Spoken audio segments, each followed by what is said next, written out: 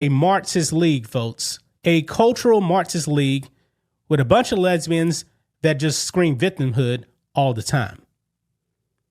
And now that Sophie Cunningham, guys, has come out and said that men shouldn't be in women's sports, the WNBA lost their mind.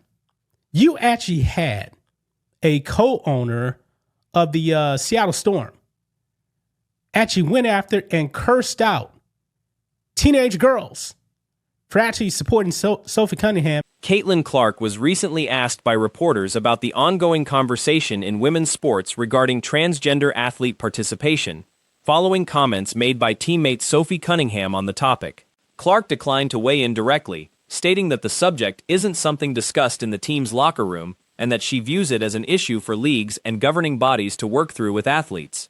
She said her focus remains on basketball and improving as a team. Supporting Sophie Cunningham and what she said.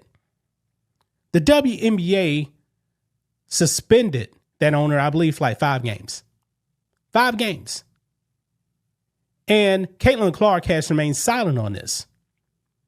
Now, Rhodes has talked about this. Caitlin Clark wants to be, I guess you could say, neutral on this thing. But here's the thing, man. These transgenders, they're coming for your jobs. And Sophie Cunningham had previously spoken publicly about her views on transgender participation in women's sports, sparking both support and criticism. In the aftermath, a co-owner of the Seattle Storm was reported to have made inappropriate comments directed at teenage fans who were showing support for Cunningham's position. The league subsequently suspended that owner for 5 games. They're coming for your jobs. And the WNBA has let it be known. We want them in our league. They're not holding back. The evidence is there, folks. If the biggest star in the WNBA doesn't say something about this league is cooked. There will be officially transgenders getting into the WNBA. It's going to happen. I've already predicted, guys, it's going to happen. Around the same period, Minnesota Lynx head coach Cheryl Reeve wore a shirt supporting transgender inclusion during a nationally televised game, which drew media attention and questions from reporters about whether the moment detracted from the on-court product. Golden State Valkyries head coach Natalie Nakasi was also asked for her perspective on the situation. She said she views sports as a space built around belonging and inclusivity, noting she has personally faced criticism related to her height and her Japanese-American heritage. NBA. It's going to happen. I've already predicted, guys, it's going to happen. Because I actually talked about this one coach. I believe it was actually the Minnesota Lynx, Cheryl Reeves, who pretty much opened the door to transgenders coming into the WNBA. Caitlin Clark, guys, actually was asked about protecting women in sports from men, the trans invasion. She didn't want to talk about it. She stated her belief that opportunities to play should extend to trans women as well as girls and women broadly. The broader conversation referenced also touched on past incidents in other sports involving transgender athletes, including cases in combat sports and volleyball that received national media coverage as part of the larger public debate over transgender participation in women's sports that has extended beyond basketball. Clark has not made public statements beyond her comment that she views this as a matter for leagues and governing bodies to address alongside athletes, keeping her public focus on team performance. She didn't want to talk about it. Folks, Caitlin Clark is chicken shit. She is terrified of these woke lesbians in the WNBA. She is terrified. But guess what?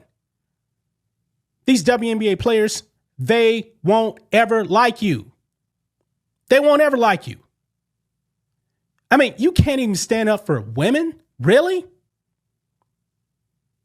Why is the guys that we don't... Caitlin Clark made headlines during a national broadcast appearance tied to an Oklahoma City event, making it known publicly that she wants Kelsey Mitchell to return to the Indiana Fever next season as her backcourt partner. The comments came as a surprise given previous discussion about potential alternative backcourt options for the Fever. Hearing Clark openly state on national television that she wants Mitchell back changes the conversation considerably. Really? Why is the guys that we on this channel, man, have been covering the trans invasion of women's sports the longest time? We've been covering it. We want women's sports to be for women. But why is it, guys, that these people in the WNBA, they don't want that? They want the male invasion, folks. And we got proof. Let's get into it, guys. Here we go. Right over here, Breitbart. Caitlin Clark. There's some speculation about whether she was encouraged or prompted to make that statement, though that remains unconfirmed. Based on the comments, it looks like the Fever's front office may be leaning toward bringing Mitchell back on a short-term, one-year deal, potentially without much long-term security, only to risk losing her for nothing once she becomes a free agent again the following offseason. In her interview, Clark reflected on the previous season, noting the team had aimed to compete for a championship and had to watch part of the postseason from the sidelines instead. Right over here, Breitbart. Caitlin Clark declines to bat Sophie Cunningham on protecting women's sports from trans athletes. Shout out to Sophie Cunningham. She is the only one I can think of in the WNBA that actually wants to stand up for women in their sports. This trans invasion, man, is already infiltrated other sports. We saw what happened, man, in the Olympics. I've talked about Fallon Fox. Fallon Fox, a man. Looking ahead, she acknowledged the unusual roster situation heading into this offseason, pointing out that with over 100 players around the league hitting free agency, the Fever currently only have a handful of players under contract for next season. Still, she expressed confidence in the current core, naming re-signing Kelsey Mitchell as the top priority. She described Mitchell, a first-team All-1BA selection last season, as her primary backcourt partner, someone who makes the game easier for her, and said there's nothing quite like playing alongside her on the Fever, with championship aspirations in mind. A man cracked the skull of a female in boxing. Peyton McNabb, severely injured in volleyball, her career was ended by a transgender. But Caitlin Clark has nothing to say about this. Watch this here. Caitlin Clark dodges question on protecting women's sports. It's for the leagues and governing bodies to work with their athletes to find solutions. That direct statement, calling Mitchell her running mate and saying she wants her back, carries real weight. The expectation now is that unless another team makes Mitchell an offer she genuinely can't turn down, likely a multi-year deal at max value, that Indiana isn't in position to match, she'll be back with the Fever. The organization is expected to actively pursue keeping her. TV and said, I want Kelsey back. Damn. That is a big statement. Caitlin, blink twice if you okay. Blink twice. Look, I don't know how we don't know if they done forced her to go up there and say this, y'all. We don't know. Man, I know Courtside Junkie, he over there having a ball. He over there dancing. I know who lives I won't be going on. He's bad luck. I'm not going on no more of his lives, bruh. This is crazy, man. Caitlin Clark. That decision essentially puts this season squarely in championship or bust territory. Choosing to bring Mitchell back for one more year, knowing a long-term max contract likely isn't realistic afterward, with Clark and Aaliyah Boston both positioned for max deals of their own, means the team can't realistically afford 3 max contracts on the roster simultaneously. Bringing Mitchell back under those terms means getting no long-term value or return once she eventually departs, which signals the front office is going all in on this specific season. Man, Caitlin Clark ready to run it back with Kelsey Mitchell, and it looks like the Indiana Fever are going to try to bring her back on a one-year deal and get nothing for her once she ultimately bolts in the next offseason. Let's take a listen to what Caitlin Clark had to say about Kelsey Mitchell, man.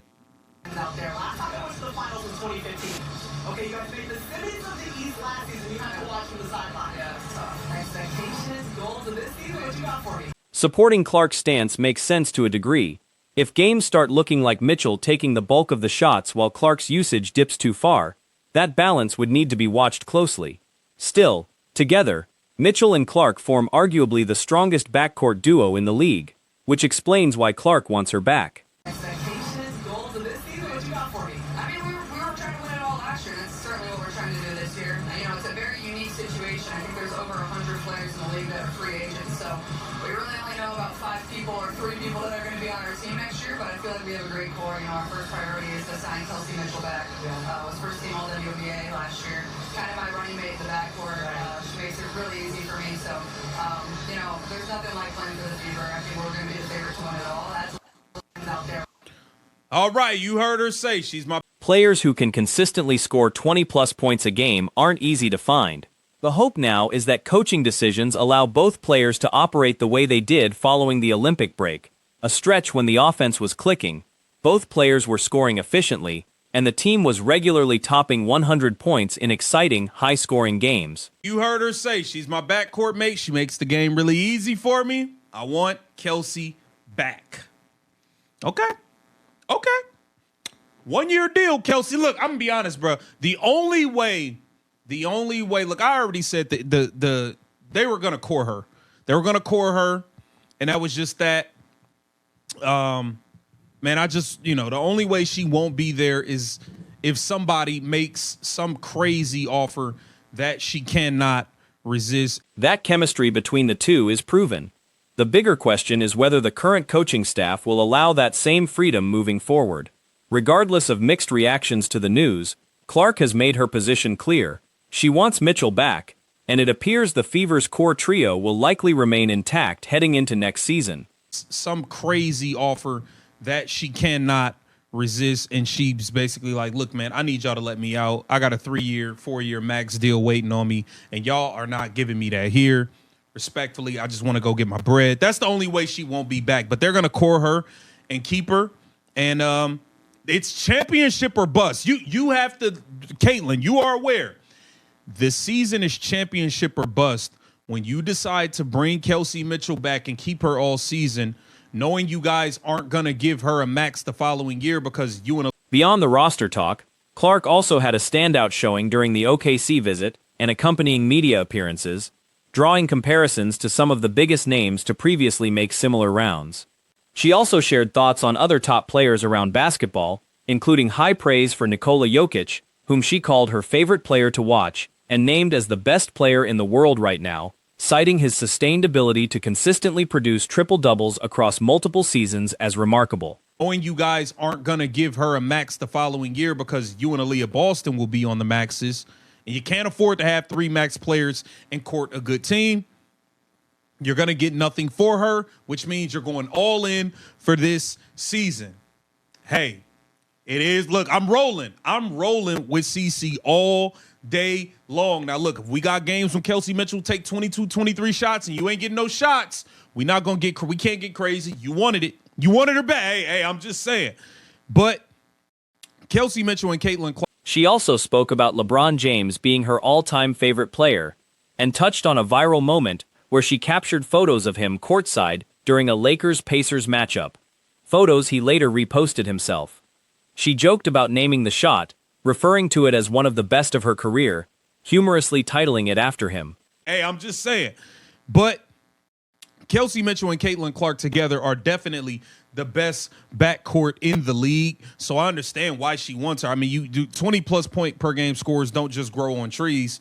And hopefully Stephanie White would just get out the way and let them play the way that they were playing for Christy Sides post-Olympic break.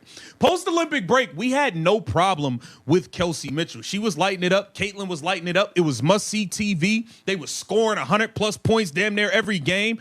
It was exciting. It was a great... The moment highlighted how her growing profile now gives her access and recognition among top athletes across sports, something not many people reach. The larger takeaway from all of this remains the same. Clark is fully on board with running it back alongside Kelsey Mitchell, with the team positioning itself for a serious championship push this season. It was exciting. It was a great brand of basketball to watch. So I know it can be done between them two with Aaliyah Boston, but I don't know if it can be done with Stephanie White being the head coach. So, hey, man, Caitlin Clark is letting it be known she wants Kelsey Mitchell back. I know a lot of people are not going to be happy with it. There's going to be some people who are. But Caitlin Clark has drawn the line in the sand and letting it be known she wants Kels back. So, hey, it looks like we're going to be. Attention will likely stay on how the coaching staff deploys her, particularly concerns about her being moved off the ball or shifted away from primary point guard duties in favor of other backcourt options. That's expected to be closely monitored going forward.